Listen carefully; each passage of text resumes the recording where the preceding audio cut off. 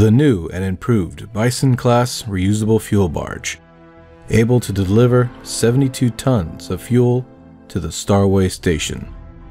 It was then able to safely land back at Kerbin to be refueled and relaunched. Ships like these were going to be the new norm in space exploration.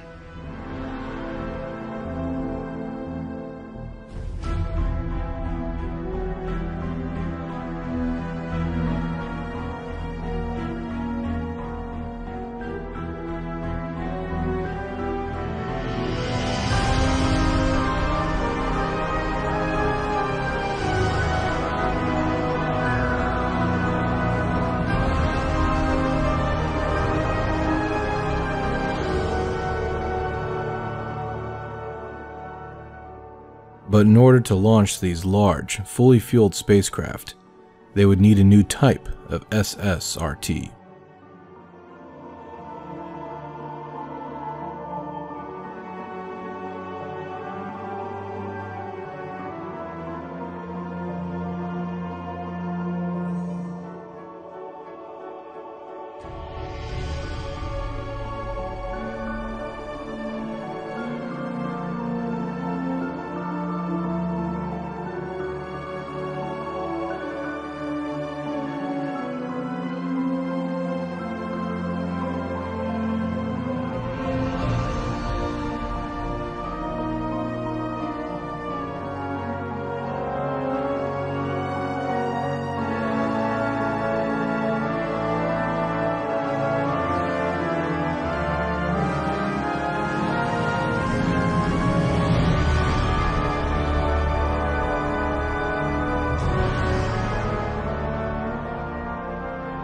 The Delta-class Heavy Lifter SSRT, capable of delivering 100 tons into low Kerbin orbit. Besides the Bison-class fuel barge, it would also haul up the Buffalo-class freighter. This ship would be the new workhorse for the Alliance, capable of delivering almost 20 tons to the moons of the Kerbin system. The Atlas would be used for lighter payloads now, while the Delta would handle the ever-increasingly larger-sized payloads coming from the Alliance. The Buffalo-class freighter would be a pull-type chariot design, where the engines were at the front of the craft, pulling the rest of the ship and cargo rather than pushing it. This design was also used by the Discovery and the Venturer before that. The KU even started using it, as it was a great design at keeping most of the weight forward during aerobraking maneuvers. However, there was a major problem with the old pull-type spacecraft. After a while, the heat-resistant hull would get charred from the hot expanding exhaust gases, damaging the hull irreversibly. If pull-type spacecraft were ever going to still be used, a new design would be needed, a design that shielded the hull from the hot exhaust gases.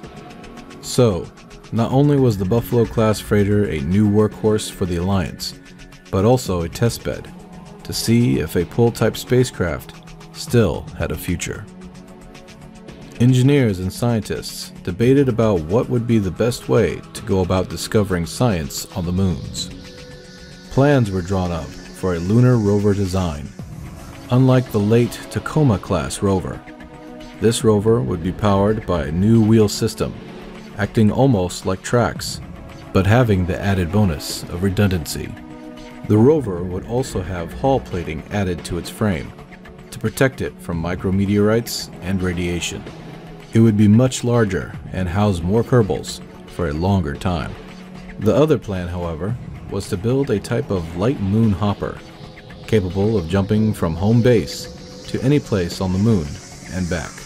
Ultimately, this design would be selected for gathering science from the moons of Kerbin.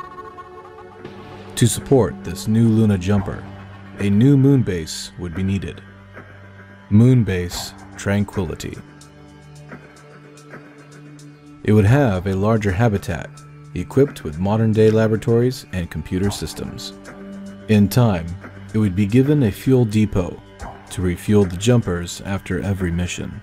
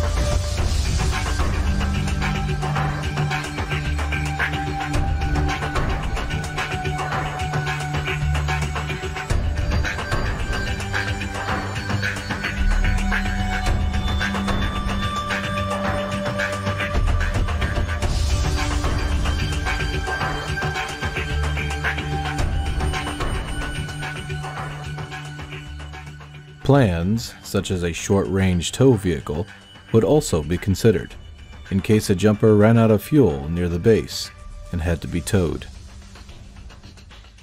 As for the old pre-war moon base, it would finish its lunar experiments and studies of low gravity on the Kerbal physiology, after which the crew would be taken back to Kerbin, and the old lunar base would be abandoned. But for now, the Alliance would push heavily in discovering as much scientific knowledge from the moon as possible before moving forward to Minmus and beyond.